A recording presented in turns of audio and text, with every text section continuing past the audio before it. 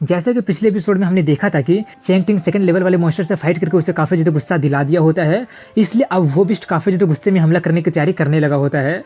वो देखकर चैंग जल्दी से अपना नाइफ निकालकर उस पर हमला करने जाता है और वो अपना पूरा ताकत का यूज करके उसे चोट पहुंचा देता है, जिससे उसका काम ही तमाम हो जाता है।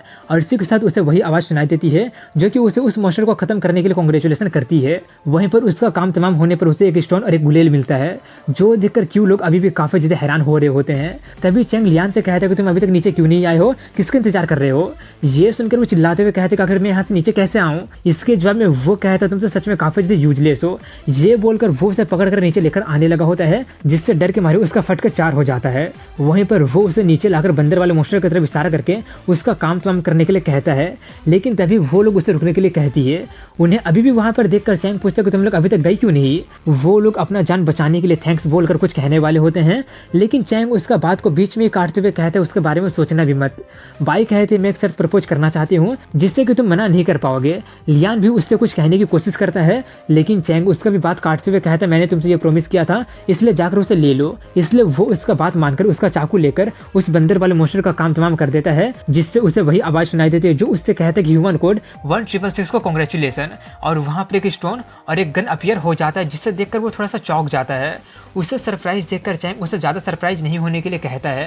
तभी बाई उससे कहती है कि मुझे लगता है कि हम लोग अभी भी कुछ बातें कर सकते हैं। ऐसा लग रहा है जैसे कि तुम इन सब के बारे में काफी ज्यादा कुछ जानते हो, लेकिन तुम ज्यादा चिंता मत करो। अब जबकि ये तुम्हारा सीक्रेट है तो मैं कुछ ज्यादा नहीं कहूंगी, इसलिए मैं सिर्फ इतना चाहती हूँ कि जब अगला मॉन्स्टर अपीयर होगा तब उसे हंट डाउन करने में हमें तुम्हारा हेल्प चाहिए, और रिवॉर्ड का चिंता तुम मत करो। मुझे विश्वास है कि ऐसा कुछ भी नहीं है जो कि इस सिटी में मू फैमिली पूरा ना कर सके। उसके जवाब में चैंग कहता है मुझे इसके बारे में थोड़ा सा सोचना पड़ेगा, लेकिन अभी के लिए तुम लोग यहाँ से जा सकते हो। बाई कहते ठीक है अभी हम लोग जाते हैं, लेकिन अगर सोच लोगे तो हमें कॉल कर देना। ये बोलकर वो लोग वहां से चले जाते हैं। उसके जाने के बाद चैंग लियान से कहता है कि जैसे मैं इसे खा रहा हूँ तुम भी इसी तरह से इस स्टोन को खा लेना। ये बोलकर वो अपने स्टोन को खा जाता है, जिससे उसका एबिलिटी 10% से बढ़ जाता है। उससे वो काफी ज्यादा खुश हो जाता है और लियान से पूछता है कि तुम्हारा एबिलिटी क्या है। लियान बताता है कि मेरा एबिलिटी ईगल आई है, जो कि मेरा देखने के रेंज को 2000 मीटर से बढ़ा सकता है, लेकिन मुझे इसका कोई ज्यादा फायदा नजर नहीं आ रहा है। ये सुनकर चैंग उससे काफी खुश होकर कहता है कि तुम तो काफी बड़ा जैकपॉट को हिट कर लिए हो। इसके बाद उनके वेपन के बारे में बताया जाता है, जिसमें उसका गुलेल का नाम फायर असॉल्ट होता है, जो कि लेवल 1 का होता है। उसका इफेक्टिव रेंज 500 मीटर का होता है और उससे हिट होने पर टारगेट का फिजिकल स्ट्रेंथ 10% से नीचे गिर जाएगा। फायर एलिमेंट का बुलेट होता है, जिसमें सिर्फ वो 5 ही राउंड कर सकता है, और वो भी 10 सेकंड पर राउंड के हिसाब से। लियान का वेपन एबिलिटी साइड रेंज में 100% हिट रेट होता है, और उसका 5वां शॉट टारगेट का हेल्थ को 10% से नीचे गिरा देगा। तभी लियान उन सबके लिए उसे थैंक्स कहता है। ये बोलकर वो लोग वापस उसी होटल में जाने लगे होते हैं। दूसरी तरफ में मू क्यू को दिखाते हैं, जहाँ पर बाई कॉल करके अपने मास्टर को उसे पावर ना दिला पाने के लिए अपने नाकाबिलियत के लिए माफी मांग रही होती है, और बताती है कि वो बंदा और कोई नहीं बल्कि मू क्यू का क्लासमेट है। अब ज्यादा चिंता मत कीजिए, कल तक मैं उसका पूरा बैकग्राउंड का पता कर लूंगी। इसके बाद चैंग लोगों को दिखाते हैं, जहाँ पर वो लोग उसी होटल में चले गए होते हैं, और अभी भी उन आवाजों से उनका दिमाग काफी ज्यादा खराब हो रहा होता है, जिससे शर्म के मारे लियान उससे पूछता है कि हम ऐसे जगह पे क्यों रह रहे हैं। चैंग कहता है कि मैं यहाँ पर 2 दिनों से हूँ, तुम थोड़ा सा सह लो, तुम्हें भी आदत हो ही जाएगी। लियान कहता है कि मेरे पास 500 बच रहा है, तुम्हारे पास अभी कितना पैसा बचा हुआ है। चैंग कहता है कि अभी मेरे पास ठीक ठाक है, लेकिन जल्द ही करंट करेंसी सिस्टम बेकार हो जाएगा। ये सुनकर लियान अजीब से शक्ल बनाकर उसे देखने लगा होता है। वो देखकर चैंग उससे कहने लगा होता है कि बीमार होने से बच के रहना। ये सुनकर लियान उसे टीच करते हुए कहने लगा होता है कि मैंने तो अभी तक कुछ बोला भी नहीं, लेकिन ये सच है कि डर्टी माइंड वाले गंदे चीजें सोचने लगते हैं। तभी उनका दरवाजा पर नॉक होकर बताया जाता है कि उनका खाना आ गया है। ये सुनकर चैंग अपना खाना लेने जाते हुए कहते हैं कि खाकर जल्दी से सो जाते हैं, कल से नया दुनिया का वेलकम भी करना है। वहीं पर बाहर में उनका टेकआउट एक काफी हॉट लड़की देकर गई होती है, जिसका पीठ पर गुलाब का फूल का टैटू बना होता है। उसे देखकर चैंग थोड़ा सा ब्लश करने लगा होता है। इसके बाद वो अपने रूम में जाकर खाना खाने लगा होता है, और खाते हुए सोच रहा होता है कि कल सुबह को 8 बजे पूरा दुनिया का सूरज गायब हो जाएगा, और उसके जगह पर एक हरा कलर का सूरज ले लेगा, और जब वो सूरज अपीयर होगा तब एक रहस्यमय आवाज सभी लोगों को सुनाई देगी, जो उन्हें ये इन्फॉर्म करेगा कि पृथ्वी अभी से सीड यानी कि उन मॉन्स्टर का प्लेग्राउंड बन गया है। और उसी सूरज के अपीयर होने के बाद से ही सभी लोग इस मैटर के सीरियसनेस को समझेंगे, और सभी दुनिया का गवर्नमेंट एक इमरजेंसी मीटिंग को होल्ड करेंगे। और 3rd और 4th मॉन्स्टर का अपीयर होने के बाद ही और ज्यादा एबिलिटी लोगों को मिलना शुरू हो जाएंगी, और तभी से पूरा का पूरा दुनिया ही बदल जाएगा। दुनिया का 5 मेजर कंट्री एक साथ आकर स्पेशल रिस्पॉन्ड ग्रुप बनाएगा, और बनाने के बाद सभी एबिलिटी को ट्रैक करने के लिए एक बेस को भी क्रिएट किया जाएगा। और इसी के साथ पूरी दुनिया का सभी साइंटिस्ट भी अपना नेशनल चेस्ट को साइड करके एक साथ आकर हाथ मिलाकर मॉन्स्टर को काउंटर करने के लिए हथियार बनाना शुरू कर देंगे। लेकिन आखिर में उनका कोई भी यूज नहीं होता है, क्योंकि इंसानी हथियार उन मॉन्स्टर के अगेंस्ट में बेकार होता है। ये सब कुछ वो सोच ही रहा होता है कि तभी लियन उससे पूछ लेता है कि अभी पूरी दुनिया में कितना एबिलिटी है और उन सभी लोगों में से क्या तुम ही सबसे ताकतवर हो और हमारा रैंक कहाँ पर आता है। चैंग बताता है कि अभी पूरा दुनिया में लगभग 200 से ज्यादा एबिलिटी होंगी, और अगर एबिलिटी की बात करें तो अगर तुम सबसे बेकार भी होगे फिर भी तुम टॉप 30 में आ जाओगे। ये सब वो बोल ही रहा होता है कि तभी उसे कुछ रियलाइज होता है, जिससे वो काफी ज्यादा शॉक्ड हो जाता है और जल्दी से बाहर जाने लगा होता है। उससे अचानक ज्यादा देखकर लियान सोचने लगा होता है कि लगता है कि मेरा गेस बिल्कुल सही है, तुम सच में रीइंकारनेट होकर आए हो यहाँ पे। ये सोचकर वो रोने लगा होता है कि आखिर मैं रीइंकारनेट क्यों नहीं हुआ हूँ। वहीं पर चैंग को दिखाते हैं जहाँ पर वो रिसेप्शनिस्ट के पास जाकर उसी रोज टैटू वाली लड़की के बारे में पूछ रहा होता है। तो उससे पता चलता है कि वो लड़की होटल की नहीं है, बल्कि वो कभी कभी यहाँ पर कस्टमर को पिक करने आती है और उसका फिगर और लुक्स टॉप नॉच है। उसके बारे में सुनकर चैंग काफी ज्यादा खुश होते हुए कहने लगा होता है कि इंडीड ये वही लड़की है। ये बोलकर वो रिसेप्शनिस्ट से उसका रूम नंबर मांगने लगा होता है। पहले तो रिसेप्शनिस्ट मना करने लगी होती है कि हम ऐसे किसी की इन्फॉर्मेशन को, उसका बात पूरा करने से पहले चैंग उसे काफी सारा पैसा दे देता है, इसलिए वो उसका रूम नंबर 502 बता देती है। चैंग वो जानकर 502 में जाते हुए सोच रहा होता है कि किताब के अकॉर्डिंग में टोटल 12 टॉप टायर एबिलिटी दुनिया में होंगी। उन सभी एबिलिटी होल्डर के पास पूरा शहर को तबाह करना जितना ताकत होगा, और वो लोग 12 सेलेस्टियल स्टार के नाम से जाने जाएंगे। 12 सेलेस्टियल स्टार का सभी एबिलिटी का नाम कॉन्स्टेलेशन का आधार पर पड़ेगा, और उनमें से एक लड़की होती है जिसका एबिलिटी स्कॉर्पियो डिस्ट्रॉयर होता है, इसलिए वो लड़की खुद को स्कॉर्पियो कहा करती थी, और वो 12 में से टॉप 5 में आती है। यहाँ तक कि किताब में भी उसके बारे में पूरा इन्फॉर्मेशन अच्छा से नहीं लिखा हुआ है कि आखिर उसका असली नाम क्या है, उसका ओरिजिन क्या है, और उसका पास्ट के बारे में भी कुछ भी नहीं लिखा है।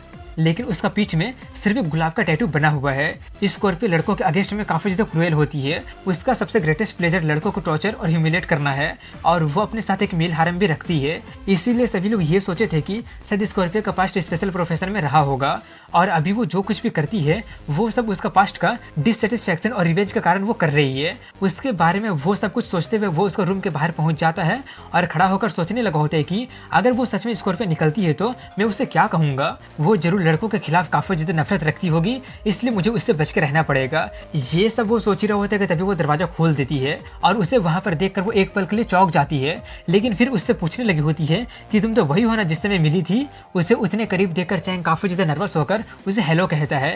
तभी वो उसका गाल छूते हुए कहने लगी होती है कि क्या तुम मुझे फॉलो कर रहे हो।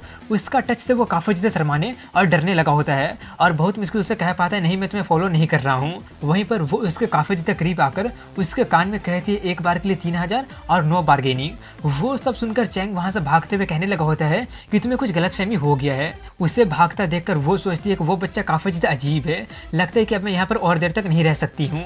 दूसरी तरफ में चैंग को दिखाते हैं जहाँ पर वो अपने रूम में जाकर खुद को शांत कर रहा होता है और शांत करते हुए सो जाता है। इसके बाद कल सुबह का 7:59 का सीन दिखाया जाता है, जहाँ पर चैंग खिड़की से बाहर देख रहा होता है।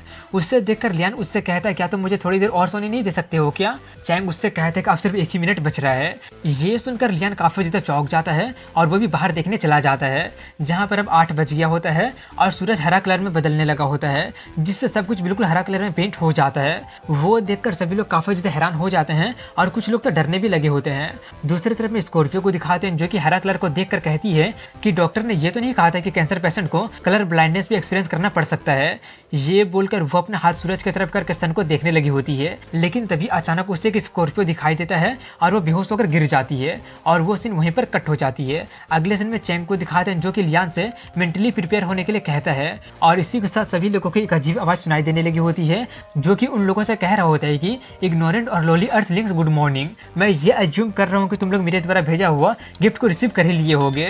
तुम में से कई सारे लोग काफी सारे एबिलिटी को ऑब्टेन करके काफी सारे इंसानों को सरपास कर दिए होंगे, इसलिए अब मैं अनाउंस करता हूँ कि अब से यानी कि आज से गेम ऑफिशियली स्टार्ट होता है। इतना बोलने के बाद उस मॉन्स्टर का चेहरा आसमान में पूरी तरह से अपीयर हो जाता है, और वो बोलना जारी रखता है कि इस गेम का नाम बैटल अगेंस्ट अबिसिस सीड है। पृथ्वी के कई सारे जगहों पर टेलीपोर्टेशन पोर्टल स्टेबलाइज कर दिया गया है, और उनमें से मॉन्स्टर अपीयर होंगे।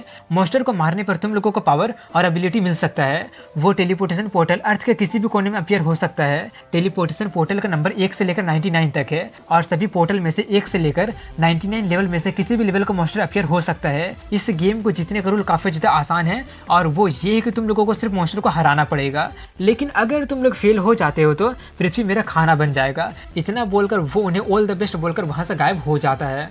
वो सब सुनकर लियान काफ़ी ज़्यादा घबराते हुए पूछता है कि लास्ट में इंसान जीत जाएगा ना। ये सुनकर चैंग को नोवेल का प्लॉट याद आने लगा होता है और वो सोचकर वो उससे कहता है कि इस बार हम लोग जरूर जीतेंगे। इस बार शब्द सुनकर लियान थोड़ा सा और घबरा जाता है। अगले सीन में कुछ गवर्नमेंट के लोगों को दिखाते हैं जहाँ पर वो लोग मीटिंग कर रहे होते हैं, जहाँ पर अब वो लोग भी समझ गए होते हैं कि पृथ्वी अब एक मिस्टीरियस क्रिएचर का प्लेग्राउंड बन गया है। एक ऑफिसर चिल्लाते हुए कहता है कि मुझे इस बात पर विश्वास नहीं हो रहा है कि वो मॉन्स्टर सभी फायर आर्म के अटैक को सह पाएंगे। मैं तो ये सजेस्ट करता हूँ कि हमें पूरी दुनिया का मिलिट्री पावर का यूज करके उन मॉन्स्टर का अपीयर होने के साथ उन्हें खत्म कर देना चाहिए। उसके जवाब में वांग फेंग नाम का बंदा रिप्लाई देते हुए कहता है कि वो सभी कुछ बेकार होगा, क्योंकि लेटेस्ट इन्फॉर्मेशन का अकॉर्डिंग में सेकंड लेवल वाला मॉन्स्टर स्मॉल स्केल का हिट वेपन को सह लिया था, इसलिए आगे आने वाला हाई लेवल वाला मॉन्स्टर तो और भी लार्ज स्केल वाला फायर आर्म को भी सह लेंगे। इसलिए मैं ये सजेस्ट करता हूँ कि हमें उन सभी स्पेशल एबिलिटी पोजेस करने वाले बंदों को जमा करके एक स्पेशल स्क्वाड को स्टेबलाइज करना चाहिए और उन्हें ट्रेन करना चाहिए ताकि वो उन मॉन्स्टर से फाइट करने के लिए तैयार हो जाए। इसके जवाब में दूसरा हाई ऑफिशियल कहता है कि मुझे लगता है कि वांग फेंग बिल्कुल सही बोल रहा है। वो एबिलिटी यूजर सिर्फ एक ताकतवर फोर्स ही नहीं है, बल्कि वो लोग एक अनकंट्रोलेबल फैक्टर है। उन्हें सिर्फ एक जगह पर गैदर करने के बाद ही हम लोग उसे अच्छे से मैनेज कर पाएंगे।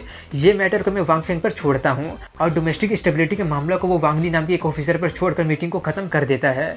इसके बाद अगले सीन में चैंग को दिखाते हैं जहां पर लियान उससे उसका अगला कदम के बारे में पूछ रहा होता है। चैंग बताता है कि दुनिया जल्दी ही उसे रिस्पॉन्ड करेगा और एक ऑर्गेनाइजेशन स्पेशली मॉन्स्टर से फाइट करने के लिए बनाया जाएगा। लियान पूछता तो क्या हम लोग उस ऑर्गेनाइजेशन को ज्वाइन करने वाले हैं।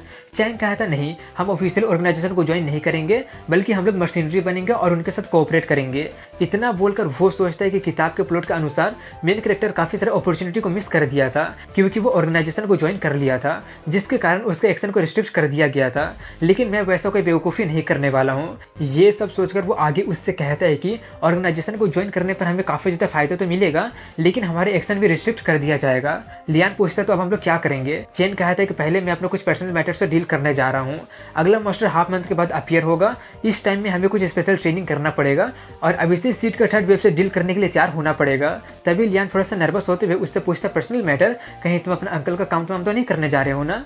इतना बोलकर वो उससे कहता तुम चाहे जो भी करोगे मैं तुम्हें जरूर सपोर्ट करूंगा, लेकिन तुम कोई बड़ा बैड गाय मत बन जाना, क्योंकि हम दोनों हीरो बनेंगे और पूरी दुनिया को बचाएंगे। अगले सीन में उसके अंकल और उसके कजन को दिखाते हैं जहाँ पर वो लोग काफी ज्यादा पी रहे होते हैं और काफी ज्यादा गुस्से में चिल्ला रहे होते हैं कि हमें अभी अभी घर मिला ही है और हमारा अच्छा टाइम शुरू होने ही वाला था कि तभी मॉन्स्टर आकर सब कुछ बर्बाद कर दिया है। ये सब उस चैंग टिंग की ही गलती है। अगर वो जल्दी से गिव अप कर देता तो हमें थोड़ा और टाइम मिल जाता मजे करने के लिए। उसके फादर कहते हैं कि अब हम कुछ कर नहीं सकते हैं, इस टाइम को सीज करके जल्दी अच्छा लाइफ जी लेते हैं। ये वो कह रहा होता है कि तभी उसका बेटा बेहोश हो जाता है।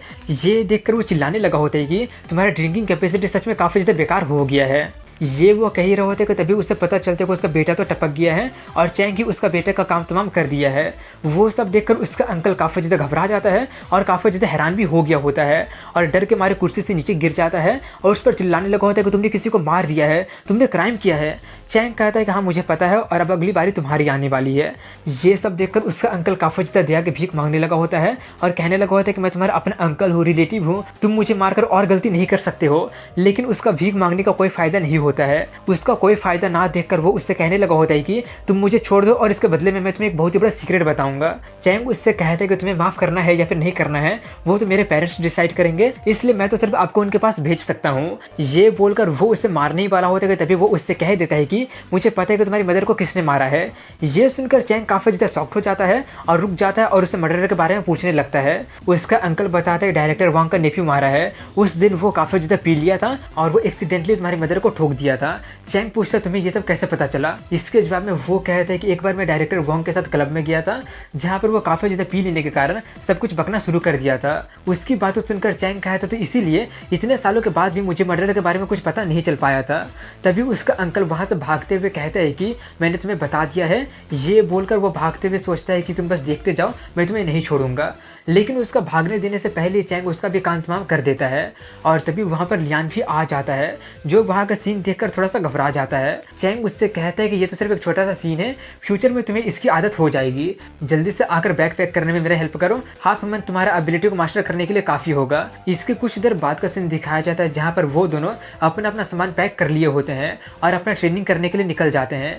इसके 14 दिन बाद का सीन दिखाया जाता है जहाँ पर क्यू और उसके बॉडीगार्ड को दिखाते हैं, जहाँ पर बाई उससे कह रही होती है कि मुझे लगा नहीं था कि चैंग हमारे रिक्वेस्ट को एक्सेप्ट कर लेगा, इस बार वो जरूर तुम्हारी हेल्प करेगा एबिलिटी को गेन करवाने में। क्यू कहती है लेकिन चैंग टिंग सच में काफ़ी ज़्यादा मिस्टीरियस बंदा है, मुझे लगा नहीं था कि मेरा क्लासमेट इतना ज़्यादा डीपली छुपा होगा, मुझे उसका बैकग्राउंड के बारे में भी कुछ पता नहीं चल पाया है। बाई कहती है कि मैं भी अपना काफ़ी सारा कनेक्शन का यूज करके पता कर ली हूँ, लेकिन मुझे भी उसके बारे में कुछ भी स्पेशल पता नहीं चल पाया है, लेकिन मुझे इतना तो पता चल ही गया है कि उसका बैकग्राउंड सिंपल नहीं है। ये बोलकर वो सामने वाला फैक्ट्री की तरफ इशारा करते हुए कहती है कि ये वही फैक्ट्री है ना जहाँ पर वो हमें आने के लिए बोला था, लेकिन वहाँ पर एक बंदा क्या कर रहा है। ये बोलकर वो लोग वहाँ पर उतर कर उस बंदे के पास चले जाते हैं।